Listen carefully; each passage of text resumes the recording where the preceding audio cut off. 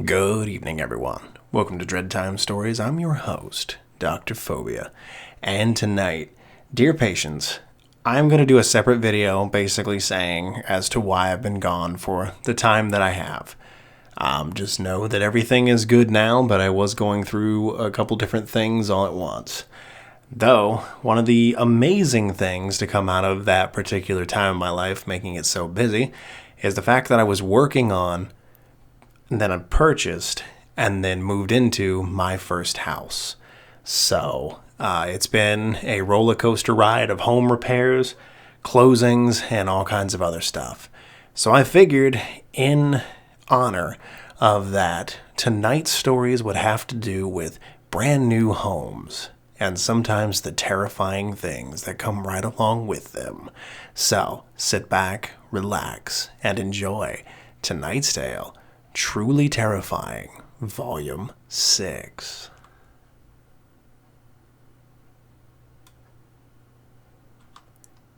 So this story isn't mine, but it's from my father.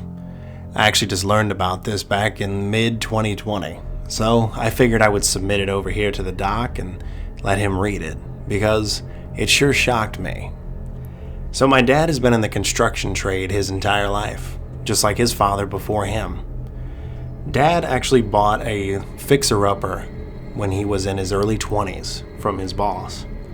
He mainly liked it for the property, but knew that the house could have some potential if he actually fixed it up. So after some negotiating back and forth with his boss, he bought it. So when Dad wasn't working on construction sites for the company, he was over at his new house trying to whip it into shape. It was a long and grueling process because basically it was just him and my grandfather working on a 1,200 square foot house that literally needed to be redone. The only thing that was in the best shape of that house was actually the roof. Everything else pretty much had to go. So, after going through all the home repairs and everything, they finally get to where they are able to tackle the kitchen. The kitchen actually needed the floor redone. The joists in the floor were actually sagging and the floor wasn't structurally sound. So, as they began to remove the archaic kitchen tiles and work their way to the subfloor and finally have everything open, Dad noticed something in the dirt, actually beneath the house in the crawl space. It was a trap door. Like a literal trap door. After telling my grandfather this, my grandfather went back to the truck and grabbed his 12 gauge. He told my dad that he was to open the door, and if Grandpa saw anything come out of it, he was going to pull the trigger. End of discussion. They weren't going to play around with whatever was down there. So, they did just that. Dad ripped open the door, and Grandpa had his finger on the trigger ready to strike. But nothing happened. Before them just lay a ladder that went down into a solid concrete room. They thought at first maybe it was some kind of fallout shelter, but it just looked different. So, shotgun in tow, and this time with a flashlight, they descended the ladder into the room. So this is where my grandfather's theory of it being a Cold War bomb shelter went completely out the window. It had something to do with the Cold War, all right, but it wasn't that. Inside, they found documentation that was actually written in Russian. And hidden amongst a couple things, they actually found some KGB, dare I say, memorabilia. And hidden in the desk that was down there was actually a tiny pill case with one white pill inside. My grandfather looked at my dad and said, "Last resort." And that was all. They even found remnants of parts that could be used for a ham radio. Whoever owned this house at one point was either a collector of macabre KGB memorabilia, or they were actually a part of the KGB, a spy right in small town USA. The thing that made my father and my grandfather actually call the feds and get them involved was one piece of paper that they found inside the desk, which had been partially burned at the bottom. It was just codes, strings of numbers, and it said something about locations. We don't know exactly what it is, but my grandfather in his wild and craziness actually thought it was launch codes and where to find the nukes, but I don't know. And I think that's what makes this story so interesting, at least to me, is we'll never know. Because a couple of representatives from the CIA actually dropped by my father's house. They did an investigation, but with everything opened up on the inside, they really didn't stay long because they didn't have to tear out any walls to see if there were bugs or cameras. Nothing was found. On the surface, it appeared that house was completely normal, but what lied beneath was what was truly terrifying.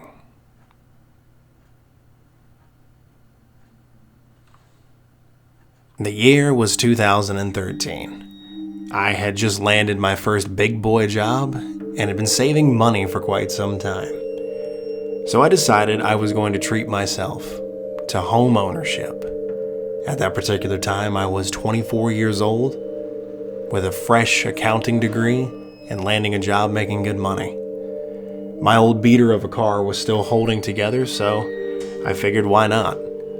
I was living in an apartment at the time and wanted to move out to the suburbs and get away so my neighbors literally weren't on top of me. So when this house came up on the market, I loved it. It was a total bachelor pad. It had a 2.5 car garage so I could actually work on things, because at one point I was thinking about getting a motorcycle. Spoiler alert, never did. And all the other amenities a bachelor would want on his own. 3 bedrooms so I could have guests over, set up an office, the whole 9 yards. It was even pre-wired for surround sound, which was amazing.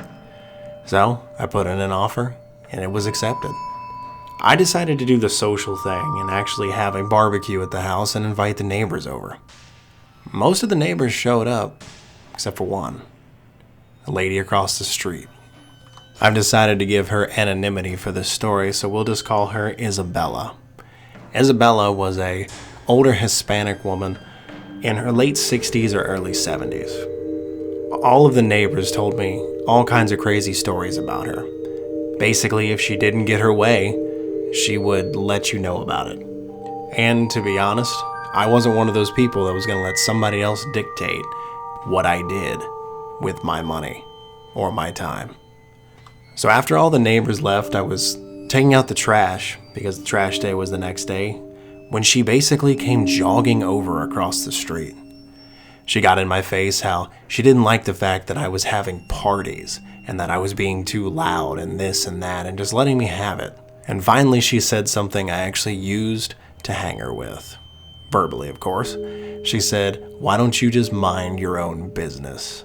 And I said, "Oh, you mean like you should be? Across the street it's your house?" She muttered a couple words in Spanish under her breath that I'm going to assume weren't exactly church-friendly, and sauntered her way back across the street. From then on, I made myself an enemy with Isabella. Different things would start happening. My potted plants in front of my house would be knocked over. My trash can even got stolen at one point, and I found it on the side of her house. Needless to say, stealth ops began, and I stole it back. Of course, it was a week after I'd bought a new one. And then it started to escalate from there. One time I found nails in my tires. Now I know I could have picked those up potentially anywhere, but it's just the whole nature of the thing made me think that she might have had something to do with it. However, the thing that was the coup de grace, that actually ended up being a court case, happened after I had been there for about 10 months in that house. I awoke one night to a loud thumping sound. Like literally someone beating the absolute hell out of something. And then a car alarm started to go off. More specifically, my car alarm.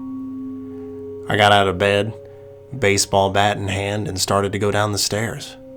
I was going to confront this intruder. I mean, sure, my car was what they would call a shit box, but it was my shit box. As I got to the landing of the stairs, I heard a sound that made my heart stop. It was the sound of my garage door opening. I could hear the motor turning, I could hear the springs creaking, and the door was going up.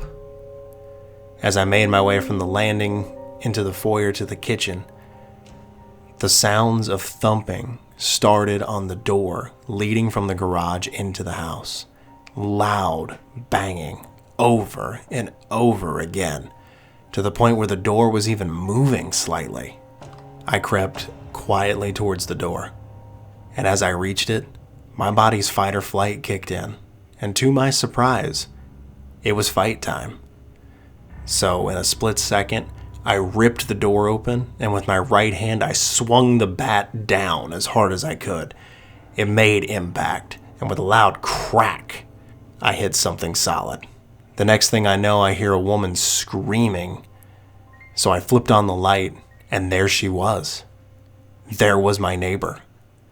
My garage door remote lay on the floor where she had dropped it, and what she had dropped in her other hand was literally a lead pipe with the elbow still attached at the end.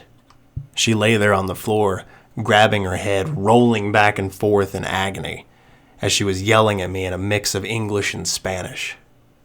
Just to show you what kind of a person I am, I literally wanted to reach down and help her. But at the other side, I was like, no. This woman just broke into my house and my car and was trying to kill me. With the car alarm still going off, it took my attention there, and I looked over to see my windshield completely smashed, as well as the driver's side window.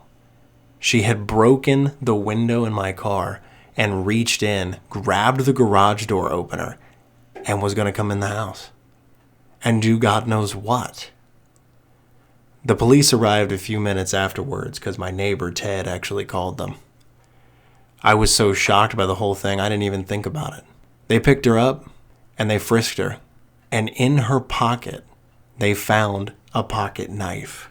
She was literally going to come in my house armed with a pipe and a pocket knife.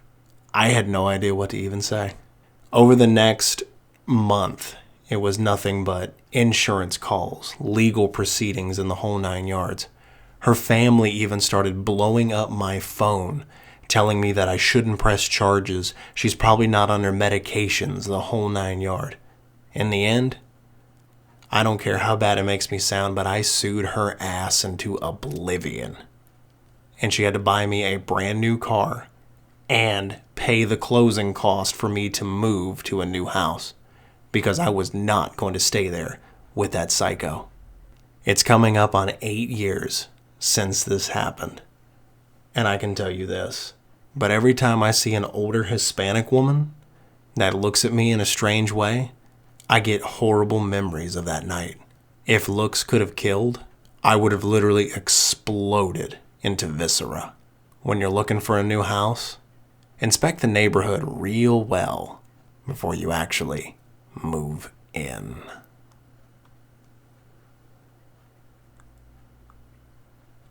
So tonight, dear patients, the last story is actually one of mine, and it kind of ties in to the second story, just in terms of the quote-unquote villain, if you will.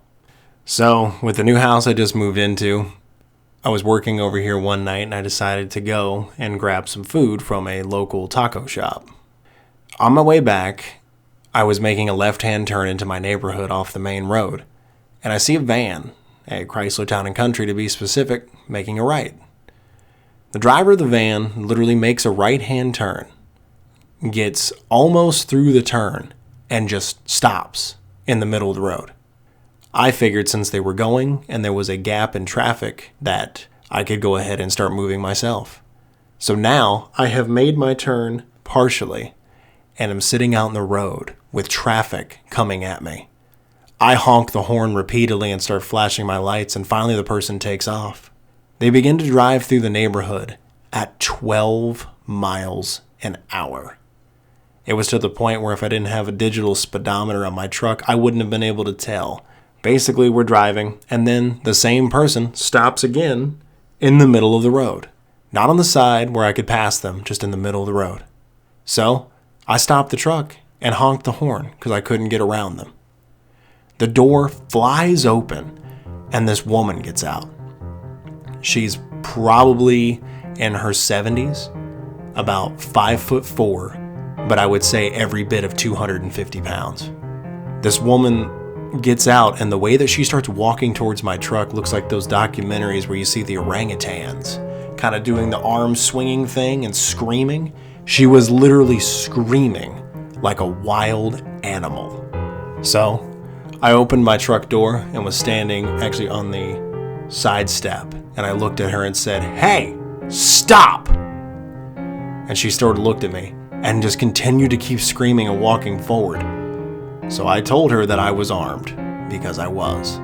And that literally did nothing to persuade her.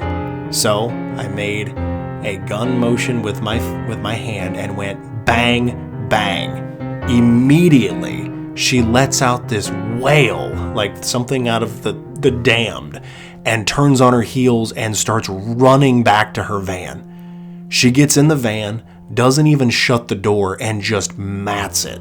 Takes off. There was a little sign in our neighborhood that actually is like a digital speed limit sign, and she blew past it doing 72 miles an hour. I called the police. They ended up finding her, and an officer came by my house to get the statement. Apparently, this woman was in the care of her son, who was in his 50s, who fell asleep on the couch. She is so mentally unstable that she is not to be anywhere near an automobile. So she had taken the keys to the van and driven so far that it went from having a full tank of gas to almost on empty by the time she returned. And her son had no idea. Someone like that belongs in the care of a professional, just like the person in the second story. So I'm going to wrap up this video tonight and say, a lot of people out there have elderly relatives, and there comes a time in everyone's life where they're no longer able to care for themselves. So I will tell you this, dear patients, if you know someone like this, if you're related to someone like this, and you or your family can't take care of them anymore, you will have to make the decision. And sometimes it's not always the easiest one. But people like that need special care. Sorry to tie a PSA into this, but I've wanted to talk about this experience for a while, and I figured now would be a good time to do it. So thank you, dear patients, for listening. Like I always say in closing, check under your bed, look in your closet, and sleep with the light on, especially if you just bought that new house, because the life you save may very well be your own. Good night, everyone.